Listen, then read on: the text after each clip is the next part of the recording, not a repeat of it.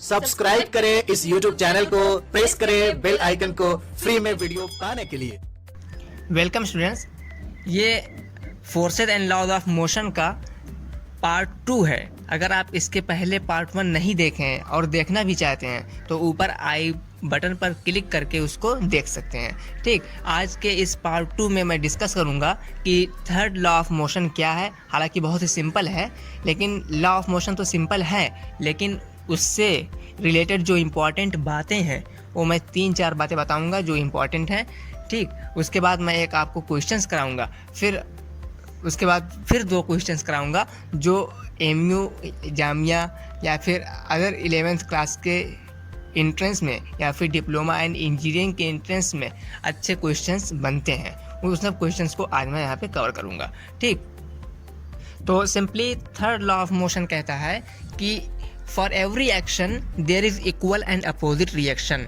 कोई भी एक्शन अगर होता है तो उसके बदले में इक्वल और अपोजिट रिएक्शन भी होता है। ठीक, अगर जैसे आप सड़क पर चलते हैं, ठीक, आप सड़क पर चलते हैं तो इधर की तरफ आप फोर्स लगाते हैं, तो जब इधर की तरफ आप फोर्स लगाएंगे तो सड़क भी आपके पैर पर इस तरफ फोर्स लगाएगी, जिसकी वजह से आप आगे बढ़ते हैं, मतलब कि जिसकी वजह से आप चलते हैं। ठीक, तो सिंपल लॉ है, लेकिन इससे रिलेटेड जो मैं 3-4 बातें बताऊंगा, वो पहली बात ये है कि मतलब कि जो फोर्सेस हैं, ये एक्शन और रिएक्शन पेयर का जो फोर्स है, इसके लिए हमको पहली इंपॉर्टेंट बात जो जाननी है वो ये है कि they are equal and opposite. जो हम इसी में लिख चुके हैं कि मतलब कि जो एक्शन के बदले में जो रिएक्शन होता है वो हमेशा इक्वल होगा और अपोजिट होगा। ठीक, अब दूसरी बात देख लेते हैं। दूसरी बात ये है कि ये जो एक्शन और रिएक्शन पेयर का जो फोर्स लगता है ये हमेशा डिफरेंट बॉडीज़ पे लगता है। ठीक, क्या कह सकते हैं इसको, कहेंगे they always act on different bodies. ठीक, ये हमेशा डिफरेंट बॉडीज़ पर एक्ट करता है।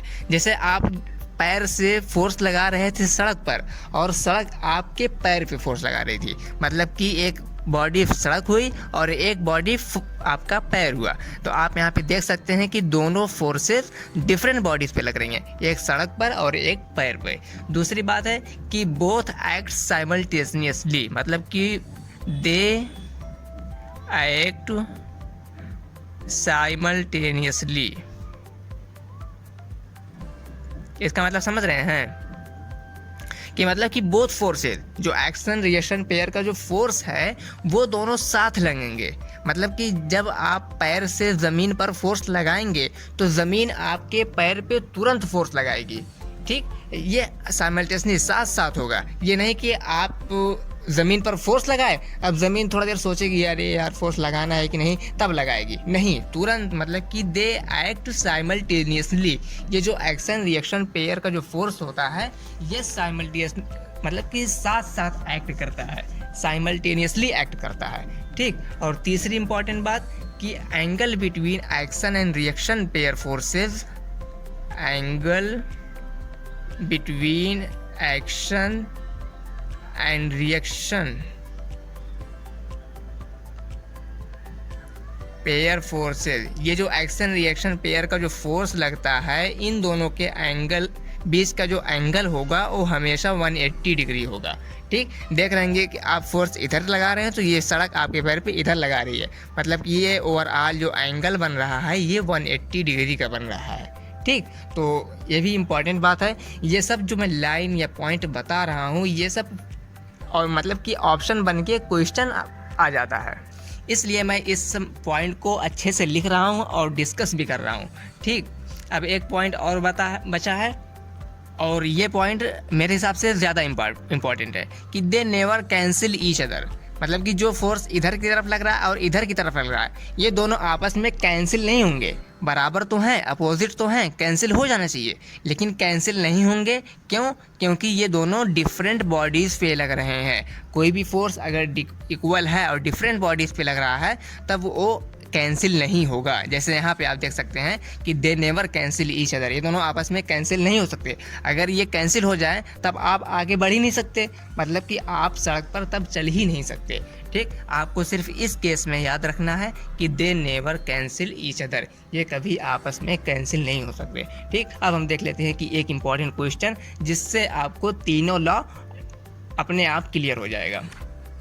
तो क्वेश्चन है कि a force F acts on an object of mass 3 kg। एक फोर्स F जो है एक ऑब्जेक्ट पे लगता है जिसका मास 3 kg है।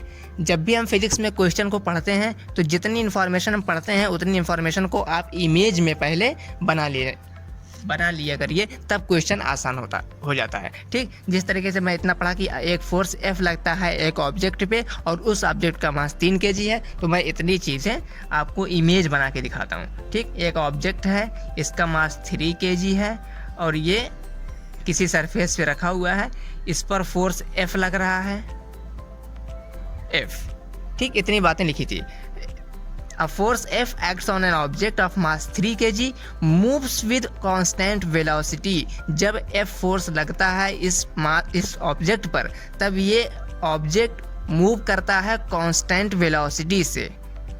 ठीक, कांस्टेंट वेलोसिटी से मूव करने का मतलब है कि हम अभी आपसे बताए थे इसके पहले वाले लेक्चर में, इसीलिए मैं पहले ही बताया था कि आप पार्ट 1 मिस मत करिएगा। तो मैं कहा था कि अगर F नेट 0 होगा, ठीक, अगर F नेट 0 होगा तो इसका मतलब कि एक्सेलरेशन 0 होगा। ठीक, और अगर एक्सेलरेशन 0 होगा इसका मतलब या फिर ऑब्जेक्ट रेस्ट पे है या दूसरी कंडीशन की वो कांस्टेंट वेलोसिटी से मूव कर रहा है। कांस्टेंट वेलोसिटी का हो या फिर स्पीड का हो, बात एक ही है।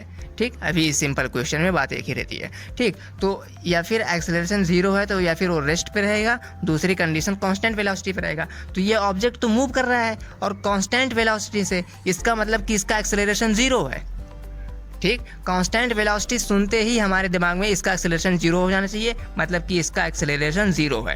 ठीक, अगर इसका एक्सेलरेशन 0 है तो F नेट तुम्हारा भी 0 होगा, F net is equal to 0। ठीक, क्योंकि ये वाइस वर्सा कंडीशन फॉलो होती है। अगर F नेट 0 है तो एक्सेलरेशन 0 होगा, अगर एक्सेलरेशन 0 है तो F नेट भी उस पर 0 होगा, मतलब कि इस पर जो नेट फोर्स लग रहा है वो 0 है, तभी वो कांस्टेंट वेलोसिटी से मूव कर रहा है। ठीक, अब ये F नेट फोर्स कैसे हो सकता है? देखो, इधर की तरफ फोर्स लग रहा है F। ठीक, अगर इधर की तरफ जो फ्रिक्शन है वो भी F के बराबर हो जाए तब F नेट 0 हो जाएगा। जैसे हम एग्जांपल लिए थे ना टेबल का, अगर इस टेबल को इधर से आप पुश कर रहे हो, इधर से आपका दोस्त पुश कर रहा है। ठीक, दोनों लोग अगर इक्वल अमाउंट ऑफ एनर्जी लगाओगे, इक्वल अमाउंट ऑफ फोर्स इस पर लगाओगे तो ये मूव नहीं करेगा। क्यों? क्योंकि ये यहाँ पे F नेट 0 है। F नेट अगर 0 होगा तो यहाँ पे एक्सेलरेशन इसका 0 हो जाएगा। सेम वही बात यहाँ पे भी है, कह रहा है कि ये फोर्स F लग रहा है इस ऑब्जेक्ट पर, लेकिन फिर भी ये कांस्टेंट वेलोसिटी से मूव कर रहा है। अगर कांस्टेंट वेलोसिटी से मूव करेगा इसका मतलब कि इस पर F नेट 0 है। अगर F नेट 0 है तो इस पर बैलेंस फोर्स एक्ट कर रहा है। क्या? Balance force. और बैलेंस फोर्स का मतलब होता है कि दोनों सभी फोर्स नेट यानी कि कैंसिल होकर 0 हो जाएंगे। यानी अब यहाँ पे 2 ही फोर्स है, एक फोर्स इधर है एक फोर्स इधर, जो दोनों आपस में बराबर होंगे। ठीक, इस बात को आप में ध्यान रखना होगा। ये चीज़ कहाँ किस लिए मैं किया हूँ अभी आगे काम आएगा, अभी क्वेश्चन को आप पढ़िए आगे। If force is increase to 1.5 F, अगर इसी फोर्स को इंक्रीज करके 1.5 F कर दिया जाए, ठीक, तो इसको भी हम आगे इंक्रीज मतलब कि इसको भी इमेज में बनाते हैं। इस फोर्स को इंक्रीज करके 1.5 F अगर कर दिया जाए, ठीक, तब क्या होता है? If force is increase to 1.5 F, acceleration इफ नहीं रहेगा, acceleration becomes 2 metre per second square, तब इसका एक्सेलरेशन हो जाता है 2 मीटर पर सेकेंड स्क्वायर। ठीक, जब यहाँ पे फोर्स हम 1.5 F लगाए, अब इसका एक्सेलरेशन हो जाएगा 2 मीटर पर सेकेंड स्क्वायर। अब लेकिन यहाँ पे हम ये कंक्लूजन पहले इन्फॉर्मेशन से निकाले थे, इसको लगाना नहीं भूलेंगे कि यहाँ पे F लगता रहेगा हमेशा। ठीक, तुम कितना भी फोर्स लगा दो यहाँ पे F उतना ही रहेगा, क्योंकि पहले इन्फॉर्मेशन में हम ये कंक्लूड कर चुके हैं कि आप अगर F इधर से लगा रहे हैं, इधर से भी F लग रहा है, तभी ये F नेट 0 है, यानी कि तभी ये कांस्टेंट वेलोसिटी से मूव कर रहा है। तो F नेट ये हमेशा लगेगा, क्योंकि फ्रिक्शन फोर्स है, वो ना घटेगा ना बढ़ेगा। आप इधर कितना भी ताकत लगा लो, तो आप ताकत लगा के फोर्स को बढ़ा दिए। अब इसका एक्सेलरेशन क्या हो गया, 2 मीटर पर सेकेंड स्क्वायर हो गया। मतलब कि अभी तक ये कांस्टेंट स्पीड से चल रहा था, अब जो है इसमें एक्सेलरेशन आ गया। एक्सेलरेशन आ गया तो इसकी वेलोसिटी कांस्टेंट ना रह के अब जो है ये वेलोसिटी इंक्रीज हो रही है at the rate of 2 metre per second square. ठीक, 2 मीटर पर सेकेंड स्क्वायर के रेट से वेलोसिटी इसकी अब इंक्रीज होने लगी है। अब क्या कह रहा है कि अब कह रहा है कि इसका हमको F निकालना है। तो जब हम इसका F निकालेंगे तो हम Newton second law of motion लगाएंगे। From second law of motion, जो हम प्रीवियस लेक्चर में डिस्कस किए हैं कि F net is equal to mass into acceleration. ठीक, ब्रैकेट में लिख दिया एक्सेलरेशन। ठीक, यहाँ पे F नेट क्या है, नेट फोर्स होता है कि इधर की तरफ लग रहा है 1.5 F और इधर की तरफ लग रहा है F, तो F को माइनस कर देंगे तब नेट फोर्स हो जाएगा। जैसे मैं प्रीवियस लेक्चर में ही आपको बताया था कि अगर इधर की तरफ 10 न्यूटन फोर्स लग रहा हो, इधर की तरफ 5 न्यूटन फोर्स लग रहा हो, ठीक, तो नेट फोर्स इधर की तरफ 5 न्यूटन होगा। ये कहाँ से आया, ये 10 माइनस 5 जब करेंगे तब ये हमारा 5 न्यूटन आएगा। ठीक, इसी तरीके से यहाँ इधर की तरफ 1.5 F था, इधर की तरफ F था, दोनों को माइनस करिए तब जाके ये नेट फोर्स आया इज इक्वल टू मास। मास पहले ही क्वेश्चन में कहा गया था 3 kg है, आप यहाँ पे देख सकते हैं। तो ये हो गया 3, एक्सेलरेशन कितना हो जा रहा है 2 metre per second square, 3 into 2। ठीक, अब यहाँ से 1.5 F माइनस F में से F कॉमन लेंगे, ये हो जाएगा 1.5 माइनस 1 इज इक्वल टू 6। हमको F निकालना है ना, F निकालेंगे तो 1.5 मतलब कि ये 1.5 है, 1.5 में से 1 माइनस करेंगे तो 0.5 हो जाएगा। F ये बचेगा 0.5, 0.5 इज इक्वल टू 6। यहाँ से हमारा फोर्स आ जाएगा F is equal to 6 divide by 0.5। 0.5 को जब हम हटाएंगे तो ऊपर हमको 0 कर लगाना पड़ेगा, इसको कैंसिल करेंगे तो 12 न्यूटन आ जाएगा। ठीक, मतलब कि जो हम शुरू में F फोर्स लगा रहे थे ये 12 न्यूटन का फोर्स लगा रहे थे। ठीक, जब 12 न्यूटन का फोर्स लगाए थे तो फ्रिक्शन भी 12 न्यूटन का फोर्स लगा दिया था, जिसकी वजह से फोर्स बैलेंस हो गया था। ये ऑब्जेक्ट कांस्टेंट वेलोसिटी से मूव कर रहा था। जब कांस्टेंट वेलोसिटी से मूव कर रहा था तो एक्सेलरेशन इसका 0 था। ठीक, जब हम फोर्स को इंक्रीज किए तब इसमें एक्सेलरेशन आ गया, जहाँ से हम सेकेंड लॉ ऑफ मोशन लगा के यहाँ से F की वैल्यू 12 न्यूटन हम निकाल चुके हैं। ठीक, इस तरीके से क्वेश्चन को कॉन्सेप्ट के साथ आप लगा के करेंगे तब आपको क्वेश्चन को करने में आसानी होगी। ठीक, इस क्वेश्चन को मैं इसलिए किया हूँ ताकि इसमें सेकेंड लॉ ऑफ मोशन भी आ जाए और ये constant speed, acceleration 0, F net 0 का जो कॉन्सेप्ट मैं बताया था वो भी यहाँ पे इंक्लूड हो जाए। ठीक, अब हम देख लेते हैं एक और इम्पॉर्टेंट क्वेश्चन, फिर हम इस वीडियो को यहीं पे एंड करते हैं। तो देखिए ये क्वेश्चन है पुली और ब्लॉक सिस्टम का। ठीक, ये पुली लगी हुई है जो रोप से मतलब कि मतलब लटक रही है इस पुली, और इस पुली से एक रोप के माध्यम से 2 ब्लॉक लटक रहे हैं। दोनों ब्लॉक का मास, एक का मास है 20 kg और एक का मास है 10 kg। ठीक, जाहिर सी बात है जिसका मास ज़्यादा होगा वो नीचे की तरफ आएगा और जिसका कम होगा वो ऊपर की तरफ जाएगा। ये आएगा नीचे की तरफ और ये जाएगा ऊपर की तरफ। अब जब ये नीचे की तरफ आएगा तो इसका कुछ एक्सेलरेशन होगा। ठीक, और जब ये ऊपर की तरफ जाएगा इसका भी कुछ एक्सेलरेशन होगा। ठीक, और ये अटैच है एक ही रोप से, मतलब कि रोप एक ही है, ये जिस एक्सेलरेशन से नीचे जाएगा उसी एक्सेलरेशन से ये ऊपर आएगा। ठीक, अगर मान लो ये 1 मीटर कवर करता है नीचे की तरफ तो ये भी ऊपर की तरफ 1 मीटर कवर करेगा। मतलब कि दोनों का जो एक्सेलरेशन है वो सेम है। ठीक, और हमें इस क्वेश्चन में एक्सेलरेशन ही निकालना है। ठीक, तो इस तरीके के क्वेश्चन सभी इंट्रेंस में आ जाते हैं, चाहे वो डिप्लोमा का हो, चाहे वो क्लास 11 इंट्रेंस का हो, MU जामिया, किसी भी इंट्रेंस में ये क्वेश्चन आसानी से आते रहते हैं हमेशा। तो इसको हम ज़्यादा टाइम अगर लगाएंगे तो 5-6 मिनट से ज़्यादा लग जाएगा, इसलिए हम इसका एक्सेलरेशन का एक फार्मूला डायरेक्ट लिखते हैं। ये हो जाता है net force upon total mass. ठीक, जो टोटल नेट फोर्स लग रहा है और टोटल मास जितना है उससे डिवाइड करेंगे तो हमारा एक्सेलरेशन आ जाएगा। ये कहाँ से आया, ये देखो यहाँ से, force is equal to mass into acceleration. अब एक्सेलरेशन हमको निकालना है तो एक्सेलरेशन तो F/m ही तो होगा, F/m। और यहाँ पे फोर्स जो लग रहा है वो टोटल फोर्स ले लेंगे और टोटल मास ले लेंगे तो हमारा एक्सेलरेशन टोटल आ जाएगा। ठीक, और ध्यान रखें कि यहाँ जो नेट फोर्स होता है वो ग्रेविटेशनल फोर्स होता है, क्योंकि यहाँ जो एक मात्र फोर्स इस पर लग रहा है वो नीचे ग्रेविटी का फोर्स लग रहा है। ठीक, और जो ग्रेविटेशनल फोर्स होता है, ग्रेविटेशनल फोर्स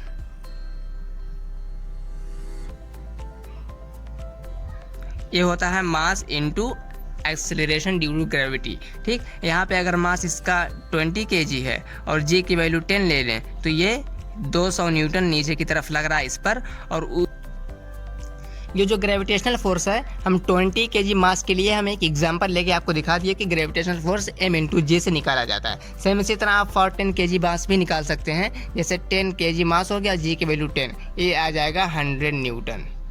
ठीक, अब 10 किलो वाले जो मास है उसके लिए निकालेंगे तो 100 न्यूटन आएगा। इसका काम नहीं था, सिर्फ मुझे आपको बताना था कि ग्रेविटेशनल फोर्स जो है mass into acceleration due to gravity होता है। ठीक, अब आप देखें कि यहाँ पे जो आएगा एक्सेलरेशन इस ब्लॉक का एक्सेलरेशन जो होगा, ये नीचे की तरफ अगर हम इसको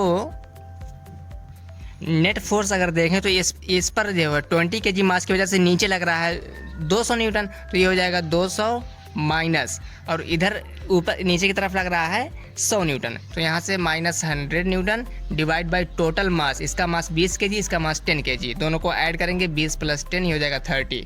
ठीक, 200 में से 100 को माइनस करेंगे हो जाएगा 100 डिवाइड बाई 30। इसको अगर हम कैंसिल करें तो ये आ जाएगा 10/3 मीटर पर सेकेंड स्क्वायर। ये हमारा एक्सेलरेशन जो यहाँ पे निकल के आ गया। ठीक, तो आपको सिर्फ सिंपली ये याद रखना है कि जब भी एक्सेलरेशन निकालना होगा तो हम इस केस में total mass upon total force upon total mass कर देंगे, हमारा एक्सेलरेशन आ जाएगा। ठीक, इस तरीके से आप एक्सेलरेशन का एक और फार्मूला लिख सकते हैं जिसको जनरल कह सकते हैं। अगर मास m2 हो तो m2 - m1, और यहाँ पे g acceleration due to gravity का जो g था दोनों के साथ कॉमन ले लिया, divide by total mass m2 + m1। ठीक, इस तरीके से आप सिंपली किसी भी फार्मूले को किसी भी क्वेश्चन में आप इसको लगाकर कर सकते हैं। ठीक, इसी फार्मूले से एक क्वेश्चन मैं और आपको देता हूँ।